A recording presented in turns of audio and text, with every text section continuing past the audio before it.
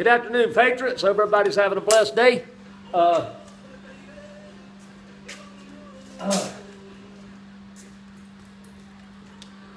want to say something to everybody.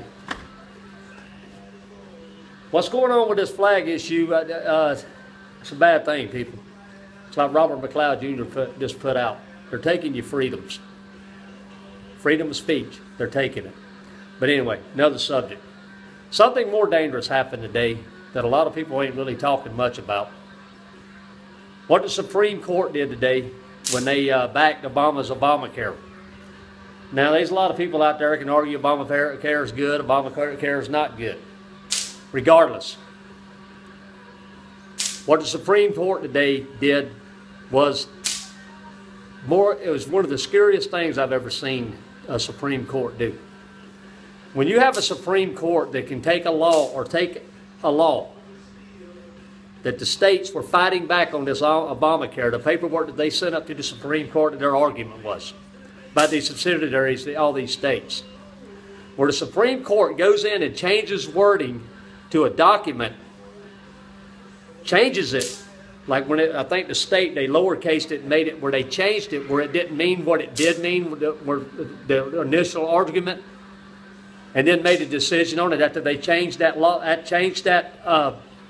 petition that these states were fighting with, and it was allowed. People, that's a scary thing when the Supreme Court takes and changes something to what they want and then makes a ruling on it. Because if you're going to allow the Supreme Court to do that, when will it stop them from changing other things to make a ruling on it? So in other words, you understand, the Supreme Court is there to implement laws and stuff like that, and to implement laws that do not go against the Constitution of the United States or our Bill of Rights. Well, what they did today, they just shredded that document, both of those documents. You need to do some research. Okay, here's a scenario. What if Obama wanted to extend his term limits? And I'm just hypothetically, I could be wrong on this, where he get enough people in Senate or whatever to, yeah, we do this, we do that. Then he pushes the Supreme Court to change the rules, to change the law. Well, they just changed this one to fit their agenda for Obama. Well, what if they tried to change one for him again? When you have a corrupt system like the Supreme Court, what they did today, people, that's a dangerous thing for America. We're losing America, people. We need to stand up for America. And it's like Robert McLeod Jr. just put out.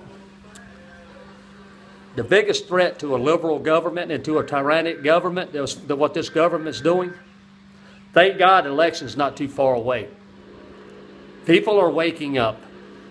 And the most powerful thing that you can use, other than your voice to say, we've had enough,